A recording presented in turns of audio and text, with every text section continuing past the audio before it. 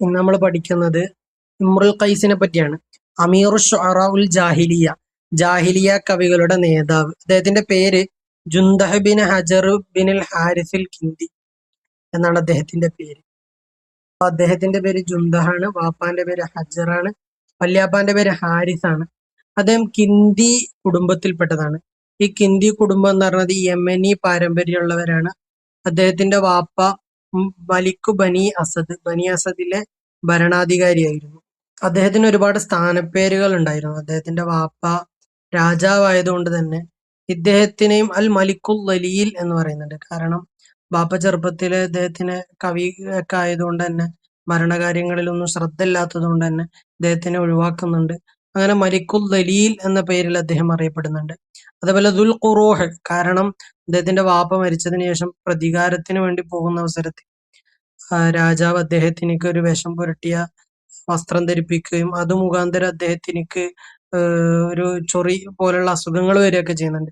അതുകൊണ്ട് അദ്ദേഹത്തിന് ദുൽ ഖുറൂഹ് എന്ന പേരിൽ അറിയപ്പെടുന്നു.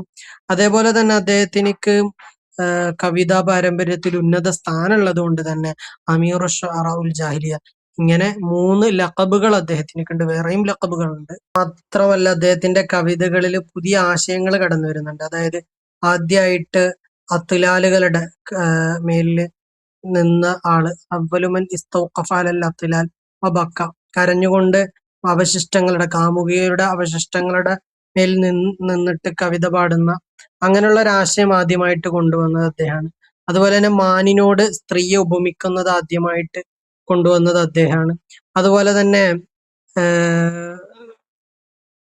കുതിരയെയും മറ്റുമൊക്കെ വസ്ഫ് പറയുന്നത്, അങ്ങനെയുള്ള സംഗതികളൊക്കെ ആദ്യമായിട്ട് കൊണ്ടുവന്നത് അദ്ദേഹമാണ്. അതുപോലെ തന്നെ ഗൊസിലിന്റെ രൂപത്തിൽ, ഗൊസില് എന്ന് പറയുന്ന തുല്യതപ്പെടുത്തുന്ന, സ്ത്രീയെ മറ്റുള്ളവരുമായിട്ട് തുല്യപ്പെടുത്തുന്ന വിഷയത്തിൽ ഒരു പുതിയൊരു രൂപം അദ്ദേഹം കൊണ്ടുവന്നിട്ടുണ്ട്. അതുപോലെ അദ്ദേഹത്തിന്റെ മുഅല്ലക്കയെ പറ്റി പറയുമ്പോൾ അദ്ദേഹത്തിന്റെ മുഅല്ലക്കയുടെ തുടക്കം അൽ വഖൂഫ് അലൽ അത്ലാലാണ്.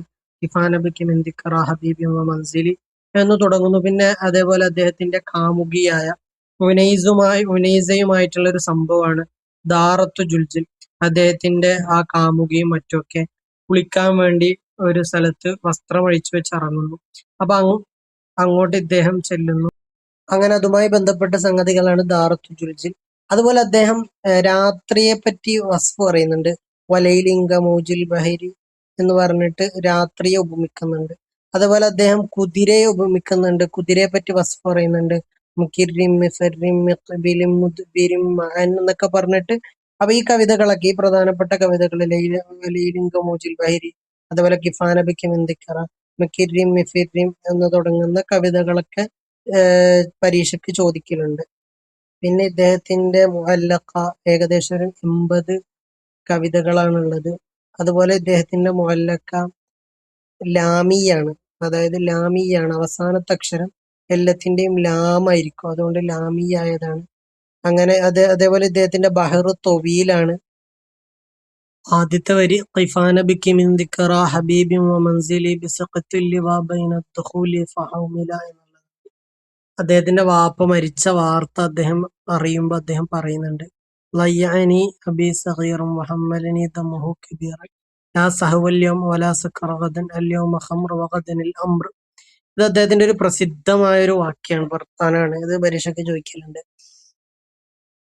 പ്രധാനപ്പെട്ട ചില ചോദ്യങ്ങള് നബി സല്ലല്ലാഹു അലൈഹി വസല്ലം തങ്ങൾ അദ്ദേഹത്തിനെ പറ്റി പറഞ്ഞിട്ടുണ്ട്. ഹാമിലു ലിവാ ഇശ്ശുഅറാഇ ഇലന്നാർ. ഇത് ഇമ്രുൽ ഖൈസിനെ പറ്റി നബി സല്ലല്ലാഹു അലൈഹി വസല്ലം തങ്ങൾ അങ്ങനെ പറഞ്ഞിട്ടുണ്ട്. അതേപോലെ തന്നെ ഇദ്ദേഹം മരിക്കുന്ന സ്ഥലം അൻകറയിലാണ്. അൻകറയിൽ വെച്ചാണ് ഇദ്ദേഹം മരിക്കുന്നത്. ഇദ്ദേഹത്തിന്റെ വാപ്പയുടെ മരണവിവരം ഇദ്ദേഹം അറിയുന്നത് ദിമിന എന്ന് പറയുന്ന സ്ഥലത്ത് വെച്ചാണ്. അതേസമയത്ത് ഇദ്ദേഹം മരിക്കുന്നത് അംകറ എന്ന് പറയുന്ന സ്ഥലത്ത് വെച്ചാണ്.